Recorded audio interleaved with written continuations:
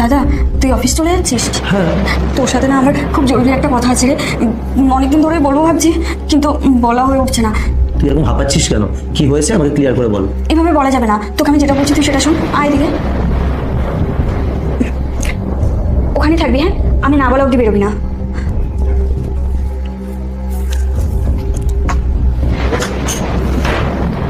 আরে বৌদি, তোমার সাথে এটা কে? এত ড্রামা করিস কেন তুই? আশ্চর্য, আমার বয়ফ্রেন্ড কি প্রথমবার আমাদের বাড়িতে আসছে যে চিনতেই পারছিস না? প্রতিদিন বলতে হবে? নাটক যত সব। এই বিক্রিগুলোর সাথে থাকতে থাকতে না আমি জাস্ট বোর হয়ে গেছে।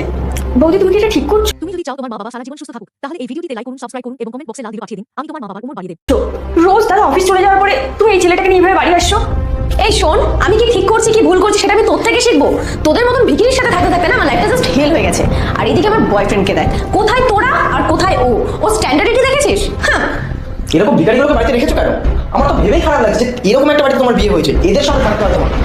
কি আর বলি বলো, অসহ্য লাগে আমার জাস্ট। আরে আমি চাইলে অনেকদিন আগে না এটারে ঘাড় ধাক্কা দিয়ে ঘর দিয়ে বের করে দিতে পারতাম, কিন্তু এই সমস্যা একটা, দাদা বাড়ি এসে বলবে বোন কোথায় আমার, ওই কৈফিয়ত দিতে দিতে আমার জিন্দেগিটা শেষ হয়ে যাবে। কি বলছো তুমি বৌদি? এটা তুমি আমাকে এই বাড়ি থেকে বের করে দেবে মানে? বাড়িটা তো আমারও, তাই না? আর তুমি যেগুলো করছো আমার দাদার সাথে একদম ঠিক করছো না। তুমি তো চাইলে আমার দাদাকে ছেড়ে দিতে পারো, এভাবে ঠকাচ্ছ কেন? আমি না দাদাকে সবটা জানিয়ে দেবো, তুমি দেখো। হ্যাঁ রে বল, আমার তাতে কোনো যায়ও আসে না বুঝলি তো, দাদার সাথে আমি থাকতে চাই না। আর বাড়ি, এইটা বাড়ি? সিরিয়াসলি? এটা তো একটা গুদাম ঘর। তোদের মতন বিক্রির সাথে আমি থাকি না, এটাই তোদের ভাগ্য ভালো, তোরও আর তোর দাদারও। আর বেশি কথা না বলে না আমাদের জন্য চা বানিয়ে নিয়ে আয়। আর একটা কথা মাথায় রাখিস, তুই যেদিনকেই তোর দাদার কানে সব কথা বলবি সেদিনকেই এই বাড়িতে তোর লাস্ট দিন হবে। আর হাজবেন্ডটা তো আমার, আমি যা বলবো সেটাই বিশ্বাস করবে। সো তোর চয়েস।